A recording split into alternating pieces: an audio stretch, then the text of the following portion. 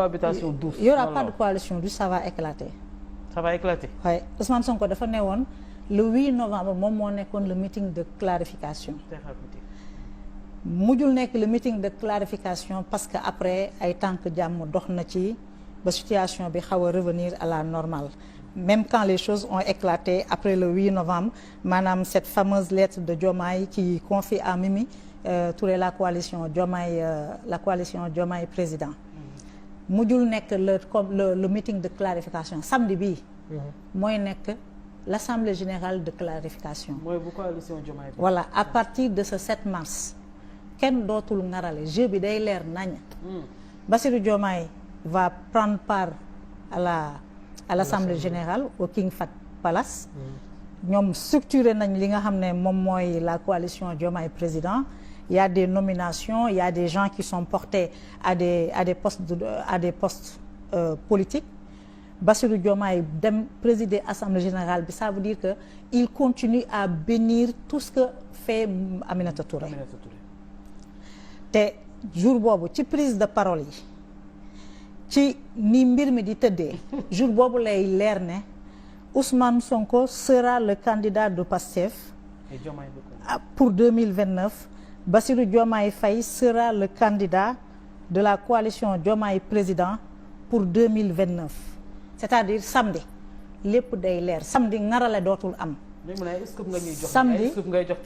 samedi ngarale dootul am. day leer nañ. samedi day leer nañ. mais loolu ci intérêt kan la dem parce que meeting de clarification am na fi mais boobu ba léegi dafa mel ni bu ñu defee benn lecture bu ndaw par rapport ak les faits yi nga xam ne ñoom ñu am ak les discours à chaque fois qu'on dit que moom le premier ministre dina génn jël ay responsabilités am day génn feneen ci ay kàddu.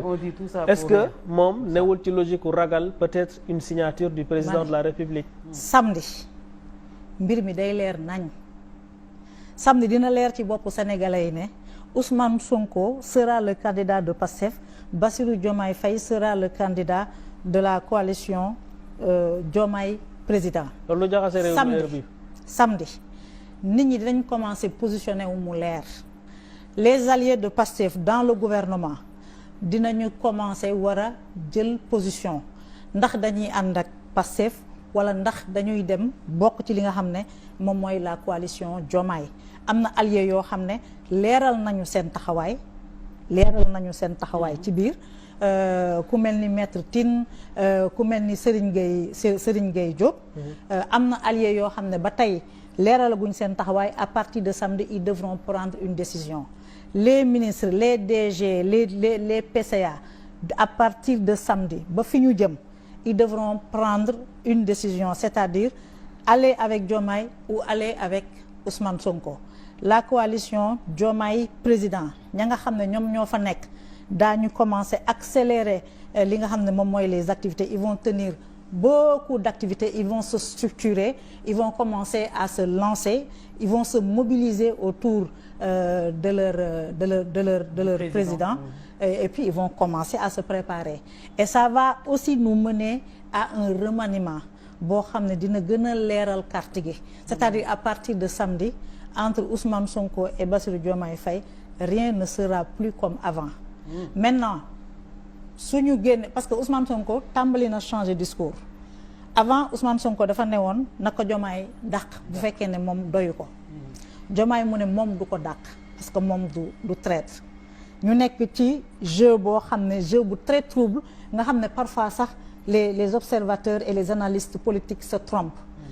Semaine passée Ousmane Sonko dafa commencé ne am na nu Diomaye di doxalee lui il va quitter ses fonctions primatoriales c'est-à-dire ça commence à changer les actes que Diomaye va poser samedi prochain est-ce que dina précipiter la démission de Ousmane Sonko ou est-ce que dañuy duggaat ci beneen phase ci li nga xam ne moom mooy cette coalition qui est loin d'être douce qui n'a rien d'une cohabitation douce qui est un jeu politique trouble dans lequel les acteurs ne s'assument pas samedi la loolu yëpp di leer. mais mbaa du am conséquence aussi ci réew mi.